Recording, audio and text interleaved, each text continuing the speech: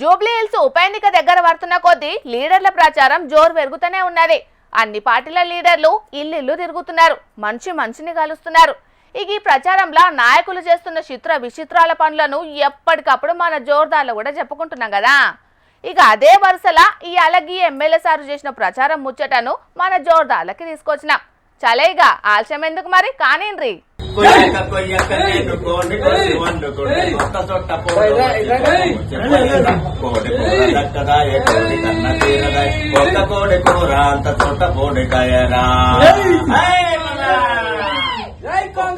వేసుకొని బుక్కడంటే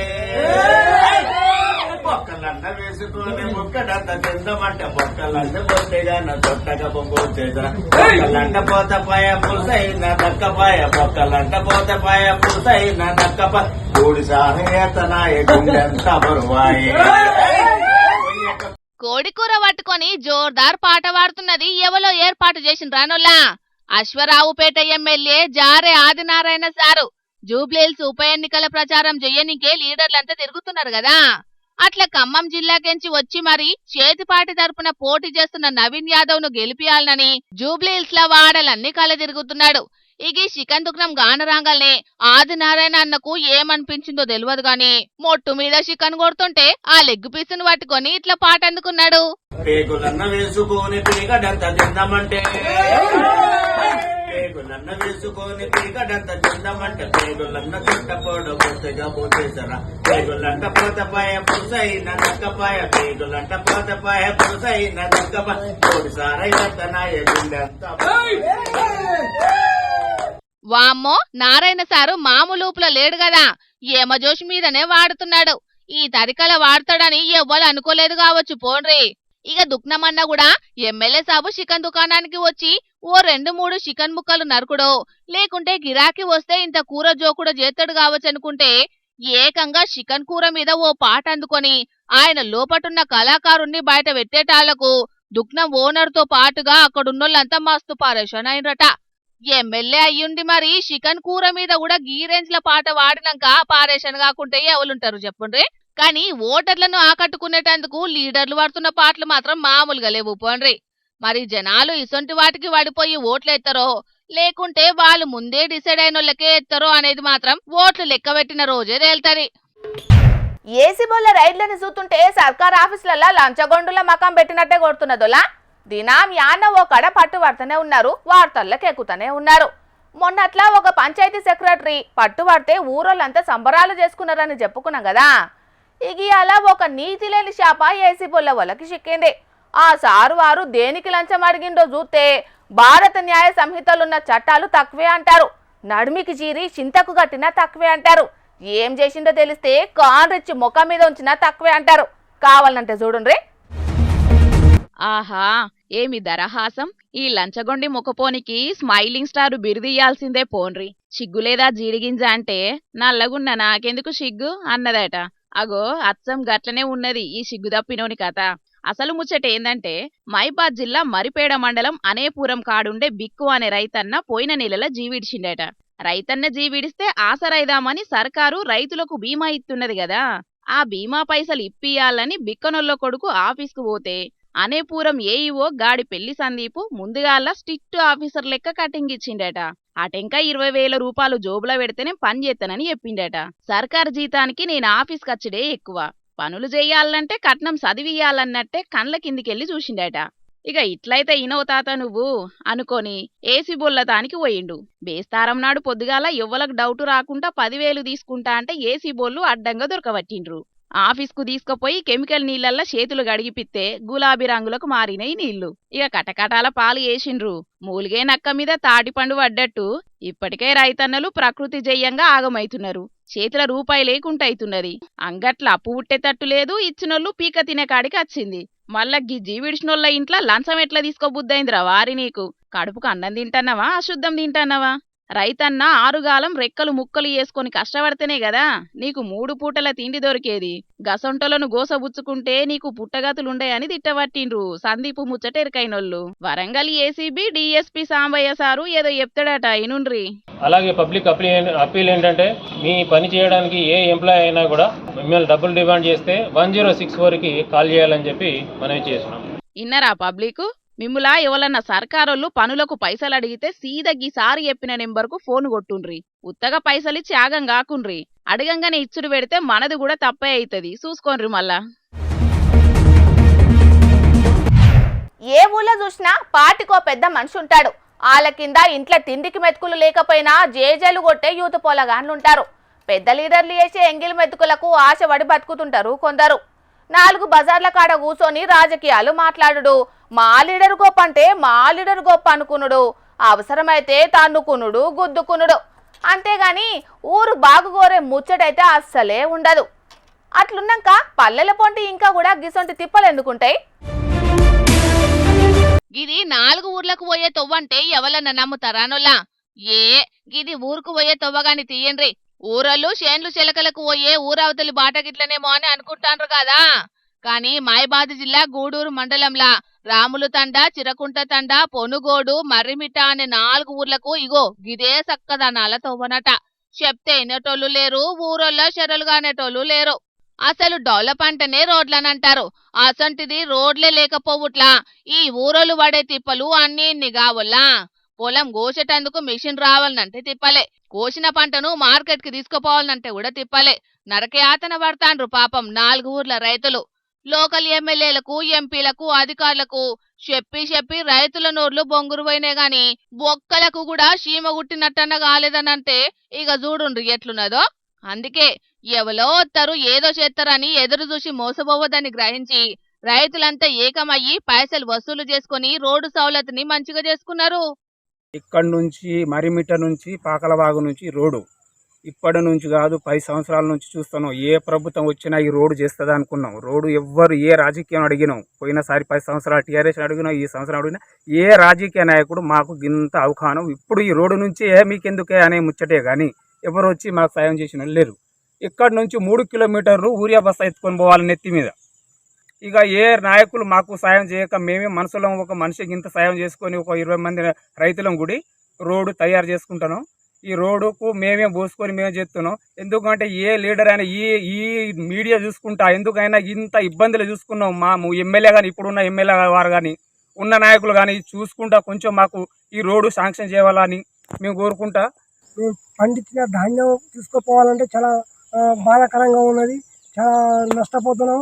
అందుకే ఇక మనిషికి ఇంతకుముందు వచ్చే లీడర్ ఏమైనా చేస్తారో అనుకుంటే ఎవరు చేసే స్థితిలో లేకపోతే మేమే మనిషికి వేసుకొని డబ్బులు వేసుకొని ఈ రోడ్డు బాగు చేయడం జరిగింది. మరేం చేస్తారు పాపం, పెద్ద రోడ్లను డెవలప్ చేసుడే గాలికి ఇడ్చిపెట్టిండ్రు లీడర్లు. అసొంటిది పల్లెల పొంటి రోడ్లేపిచ్చే అంత తీరికాలకేడున్నది. ఏ సర్కారు దిగి ఏ సర్కారు వచ్చినా అన్ని శుష్కప్రియాలు శూన్యహస్తాలే. పబ్లిక్ నెత్తి మీద శటగోపాలే. ఓట్లు వేయించుకునేదాకా ఓట్ల మల్లన్న, ఓట్ల తెల్లారి బోడి మల్లన్న. ఇగో లీడర్లు చూస్తాండ్రు కదా, ఇంటికి తులం బంగారం కాదు అసలు అన్ని ఊర్లకు తొవ్వలున్నాయా, కరెంటు సౌలతున్నదా అని కనీసం జెండా వందనం రోజైనా గుండె మీద చేసుకుని ఆలోచన చెయ్యండ్రి. గిసొంటి తిప్పలున్న ఊర్లను బాగు చేసి గప్పుడు కొట్టుండ్రి 3 రంగుల జెండాకు సెల్యూటు. ఇంటాన్రా? కార్తీక పుణ్యం అనంగానే ముందుగాల యాదికొచ్చేటి దీపాలే. పండగ పూట ఇండ్లను శుభ్రం చేసుకొని ఆకిలంతా ముత్యాల ముగ్గులేసి దీపాలు ముట్టిస్తారు. తులసి కోటకు పూజలు చేసి ఉసిరి కొమ్మలు పెట్టి ఉసిరికాయలతోని దీపాలు వెలిగిస్తారు. అట్లా చేస్తే పరమశివుడు సల్లంగా చూస్తాడని నమ్ముతారు.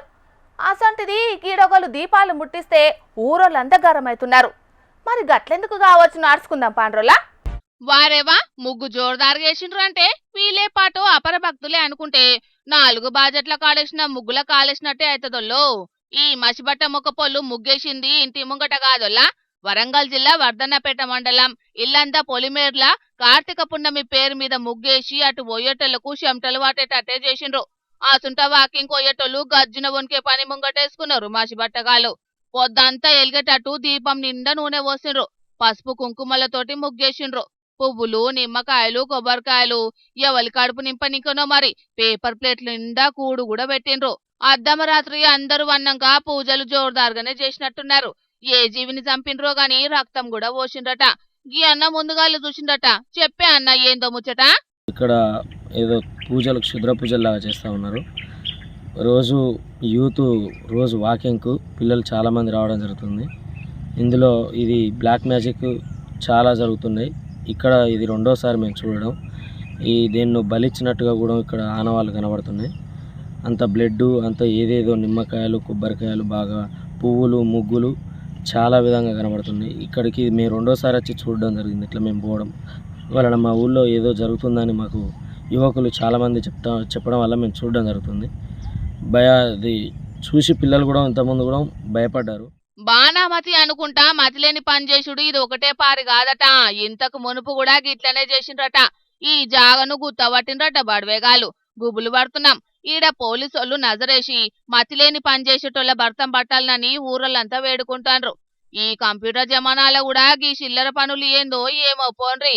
జనాలు మంత్రాలకు చింతకాయలు రాలై. బాణామతి బ్లాక్ మ్యాజిక్ తోని రాత్రికి రాత్రే కోటీశ్వర్లు గారు. వచ్చిన రోగాలు ఓవు. మనసుల గడవిడుంటే నిమ్మలం కాదు. లేనిపోని ముంగటేసుకొని ఉత్తగా పైసలు కథం పట్టించుకోకుండ్రి సరేనా? అయ్యా పోలీసార్లు ఇసొంటి చిల్లర పని చేసేటోళ్లను ఉత్తగానే ఇడిచిపెట్టకుండ్రి. ఈలను దొరకబట్టి మంత్రాలకు చింతకాయలు రాలే అని చెప్పిండ్రి. అట్లయితేనన్నా ఇసొంటి పనులు తగ్గుతాయి కావచ్చు. ఓ పారి ప్రయత్నం చేయండి సార్లు. కొంతమంది లీడర్లు అధికారులకు మా తక్లీఫ్లు తీరవాలని జనాలు ఎన్ని మాటలు చెప్పినా అసలుకే చెవికెక్కించుకోరు. కొన్ని మాటల వాళ్ళతోని పనులు చేయించుకోవాలంటే తిరిగి తిరిగి చెప్పులు కూడా అరగాల్సిందే. కానీ గీడ మాత్రం గీ పని వద్దన్నా కూడా అధికారులు వినకుండా చేస్తామని ముంగట్టుకు పోతున్నారట. అందుకే గిట్ల రోడెక్కిండ్రు అక్కడి జనాలు.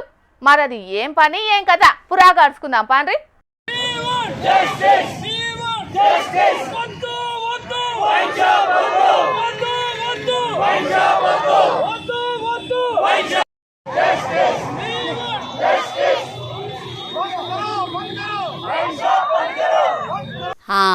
ఇలా నినాదాలు వినంగానే మీకు ముచ్చటేందనేది పురాగా సమజయ్యే ఉంటది కదా.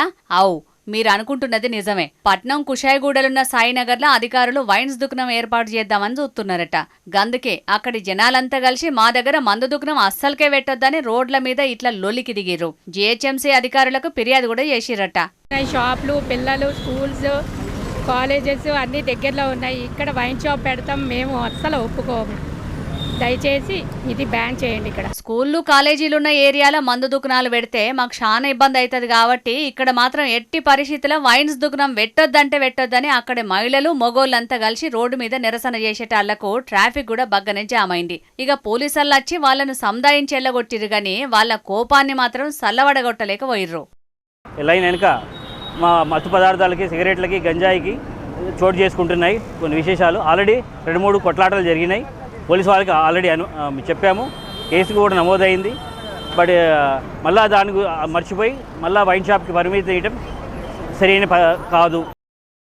ఇప్పటికే చాలా మంది పిల్లలు మత్తుకు బానిసలైతున్నారు. ఇక ఇప్పుడు మళ్ళా వైన్ షాప్ పెడితే ఇంకా విచ్చలవిడైపోతుంది కాబట్టి అస్సలకే పర్మిషన్ ఇవ్వద్దని డిమాండ్ చేస్తున్నారు అక్కడి జనాలు. మరిగా ఎక్సైజ్ అండ్ ప్రొహిబిషన్ శాఖ అధికారులు మీరు ఎక్సైజ్ శాఖకు ఆమ్దాన్ని పెంచేందుకు జనాలకు ఇష్టం లేకున్నా దుకాణాలు ఎక్కువ పెడుతున్నారు. కానీ జనాలు అద్దన్నప్పుడు ఆ మద్యపానాన్ని నిషేధించే పని కూడా చేయాల్సింది మీరే అన్న సంగతి మర్చిపోయినట్టున్నారు. కాబట్టి ఇప్పటికైనా యువతరాన్ని తాగుడుకు బానిస కాకుండా చూసుకోండ్రని కొందరు అంటుంటే రోడ్లు చక్కగా లేవు, రోడ్లేయిర్రి, నాలాలు శుభ్రంగా లేవు, వాటిని సాపు చేయిర్రంటే చాలా మంది అధికారులకు చేత కాదు గాని అదే మందు దుక్కున మాత్రం అద్దన్నా కూడా పెడుతున్నారని కొందరు కోపానికి అత్తున్నారు.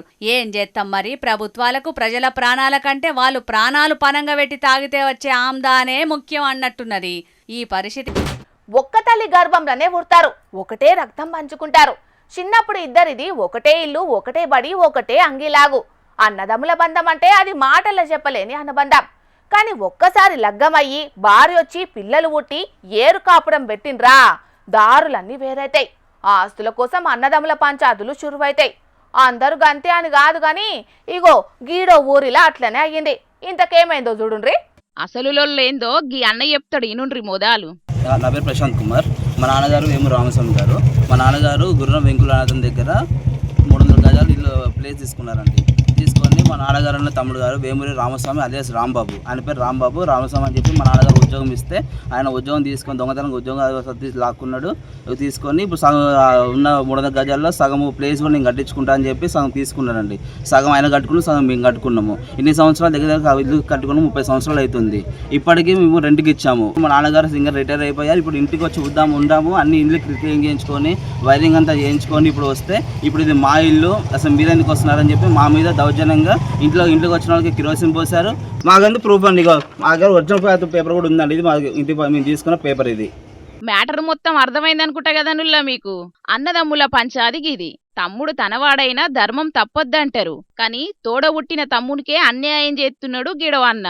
తమ్మునికే కాదు, గీ అన్న చెప్పే ముచ్చటింటే అసలు అన్న అనేటోనికి కన్న తండ్రి మీద కనికరం కూడా లేనట్టే ఉన్నది.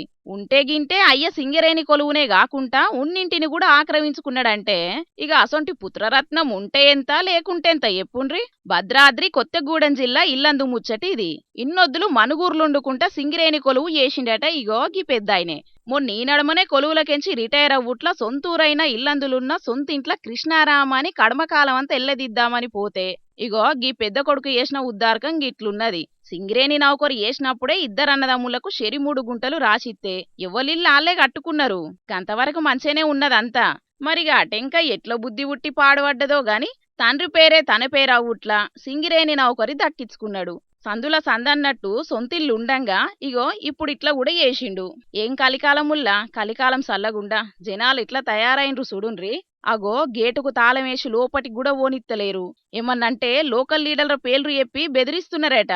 మరా లీడర్లకి ఎట్లా బుద్ధి లేదో గిసొంట అన్యాయానికి వాళ్ళ పేర్లు వాడుకుంటాన్రంటే గాని వీళ్ళెవ్వలన్న దానికి ఆధారాలైతే ఉన్నాయట. పోలీసులకు కూడా ఫిర్యాదు అయినరు తండ్రి చిన్న కొడుకు ఇంటోళ్ళందరాకం. మరిగా ఆఖరికి ఏమైతుందో ఏమో గాని మునుపటి రోజులు కావు, మునుపటి మనుషులు గారు. మన అనుకునే ముచ్చటే లేదు. బంధాలు అనుబంధాలకు అస్సలు విలువే లేదు. అందరు అట్లుంటారని కాదు గాని చాలా మంది గిట్లనే ఉన్నారు ఇయ్యాల రేపు. ఎట్లనో ఏందో పోన్రి. తెలంగాణలో ఇప్పుడు ఏం నడుస్తున్నదయ్యా అంటే కోతలు నడుస్తున్నాయోలా. ఓ దిక్కు సర్కారు పథకాల కోతలు, ఇంకో దిక్కు రైతన్నల పొలాల కోతలు. మరి గివి కూడా సర్కారు కోతలేనా లేకుంటే నడిమిట్లలు చేస్తున్న చేతలా? జర చూసి మీరే చెప్పుండ్రోలా.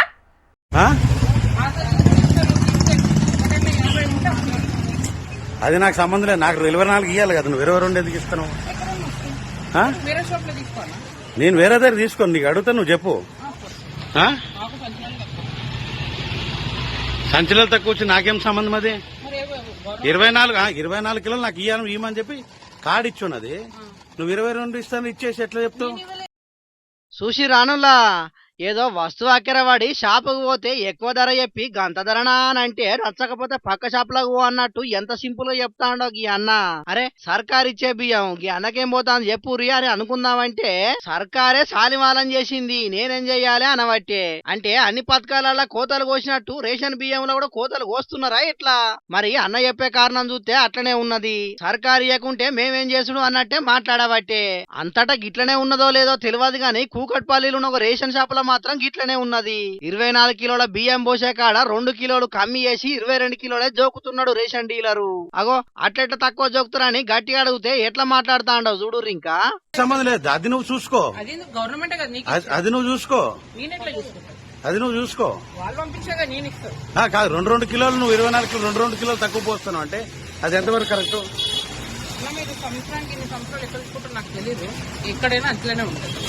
నువ్వు చెప్పు ఇట్లా ఇస్తాను ఇట్లా ఇవ్వమని చెప్పిరా?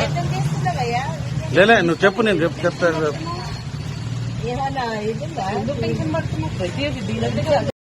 ఇదేందని ప్రశ్నిస్తే ఇగో గిట్లా మేం గట్లనే ఇస్తాం, నచ్చితే తీసుకోర్రి లేకుంటే తీసుకోకుర్రి. ఇదేమో వచ్చట మళ్ళా ఏనైనా ఇట్లనే ఉన్నదని శేషనేరా అని తప్పించుకొని చూస్తున్నాడు ఈయన.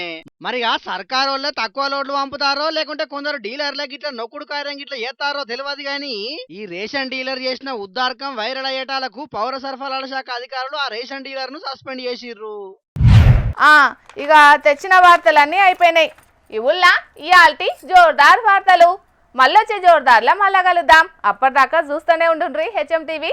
అట్లనే ఇంకిన్ని మంచి మంచి వార్తల కోసం హెచ్ఎం టీవీ యూట్యూబ్ ఛానల్ని సబ్స్క్రైబ్ చేసుకోండి. ఇసంటి ముచ్చట్లు ఆడ మస్తుగుంటాయి. అన్ని ముచ్చట్లు మీ దాకా చేరాలంటే తప్పకుండా గంట కొట్టుండ్రి, లైక్ చేయండి, ఈ ముచ్చటను మీ దోస్తులకి షేర్ చేయండి. ఏమంటున్నాం? సరే మరి, టాటా.